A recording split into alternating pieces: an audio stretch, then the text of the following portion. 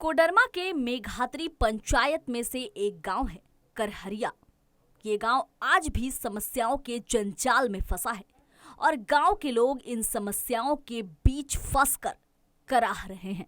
कोडरमा जिला प्रशासन कार्यालय से महज कुछ दूरी पर झारखंड बिहार की सीमा है और यहाँ स्थित है मेघात्री पंचायत, जहाँ करहरिया गांव के ग्रामीण अपने जीवन को बचाने के लिए जल का उपयोग करते हैं और उसके बदले उन्हें विरासत में बीमारी मिलती है।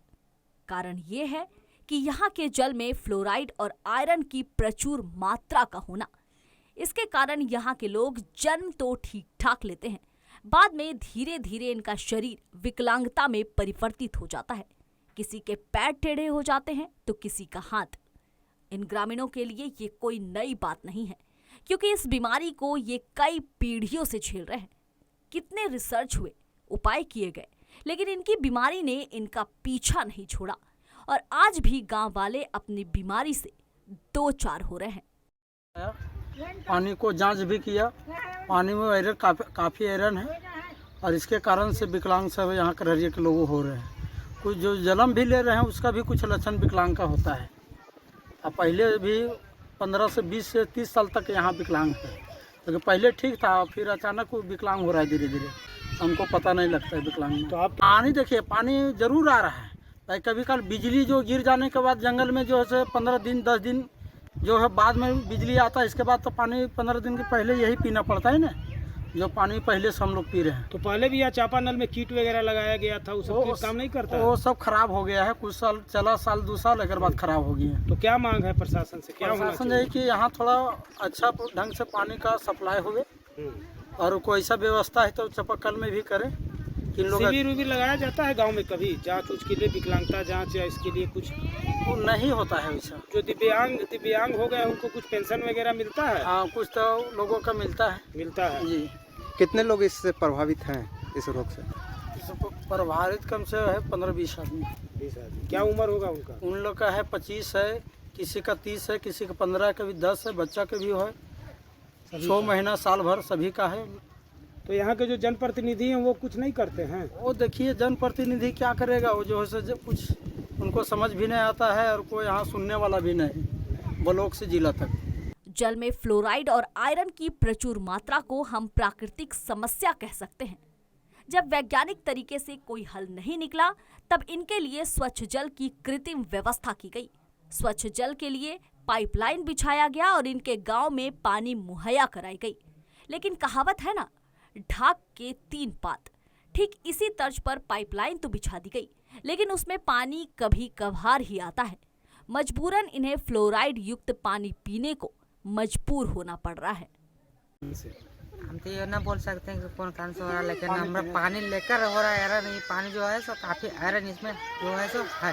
आयरन और फ्लोराइड दोनों ज्यादा है? हाँ, ज्यादा है, जिसके चलते यहाँ के लोग को जो है सो पैर जो हाथ है जो है टेढ़ा हो जाता है। ऐसे हो रहा है।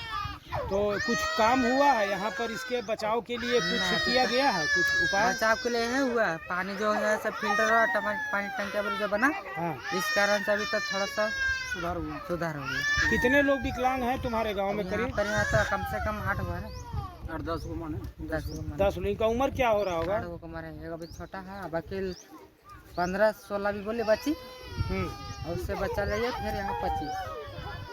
तो माने हर उम्र के लोग जो दिव्यांग हैं। लेकिन नया जो पीढ़ी आ रहा है, जो बच्चे जन्म ले रहे हैं, उसमें भी दिव्यांगता का भी होता है। 6 महीने बाद बोली ना, अभी सब पैर जो टेढ़ा हो गए, थोड़ा टेढ़ा हो रहा है। हाँ, अभी ना बोली बच्चिया 6 महीना बाद बोली कि इस तरह से।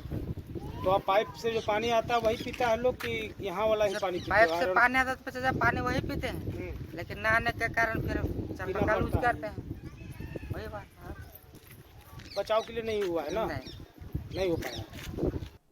करहरिया गांव के ग्रामीण मुख्य रूप से डिबरा चुनकर अपना जीवन यापन करते हैं, लेकिन धीरे धीरे डिबरा भी खत्म होने के कागार पर है, जिसके कारण आने वाले समय में इनके सामने भूखमरी की नौबत आने वाली है।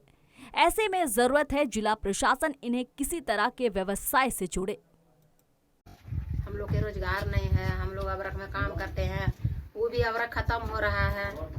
और दूसरा काम हम लोग के है ही नहीं, जो है से वही है। कोई रोजगार हम लोग के गाँव में, हम लोग के बच्चों भी पढ़ा लिखा है, कोई काम के नहीं, सब वैसे स्कूल पानी आता है कभी कभी 15 दिन 2 हफ्ते। करहरियन है, ज्यादा करहरियन विकलांग है ज्यादा। तो अब वही समस्या है कि कुछ कम आया है, इस तरह की बीमारी कुछ कमा है कि थोड़ा बहुत कम गया है। कम गया जब से ये जो पाइप से पानी वगैरह आने लगा बच्ची के मतलब कि ये बच्ची तक है, बाकी इसको नीचे से नहीं है। अब आपकी बच्ची है जी, हमारा छोटी बच्ची है। अच्छा।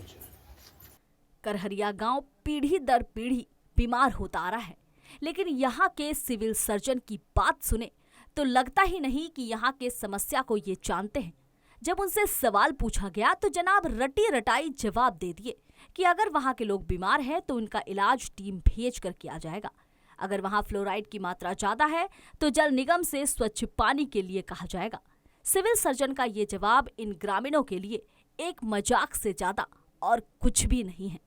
पहला चीज़ तो है कि उसमें हम लोग फ्लोराइड कितनी मात्रा में है वहाँ कुआं में, और अगर फ्लोराइड ज़्यादा मात्रा में होगा तो जल निगम से बोला जाएगा कि वहाँ पर अलग से पानी की व्यवस्था की जाए जिससे इसे कमियाँ हो। और अगर डिजीज़ के संबंधित हैं तो यहाँ से डॉक्टर जा कर के देख लेंगे कि क्या क्या परेशानियाँ हैं उनको, उसके बाद निदान के लिए उपाय किया जाएगा। इसलिए टीम हम लोग यहाँ से भेज देंगे और भेज करके जांच करा लेंगे उनको क्या क्या आवश्यकता है। अगर यहाँ भर्ती करने की आवश्यकता होगी तो यहाँ पर हॉस्पिटल में हम लोग भर्ती कर करके उसको इलाज करेंगे। करहरिया गांव की कराहत को सुनते हुए लगता है कि राज्य सरकार या जिला प्रशासन इनकी आवाज को सुन ही नहीं पा रहे हैं, या फिर कहें तो इनकी कान बहरी हो गई है, जिसका खामियाजा पूरा का पूरा गांव भुगत रहा है।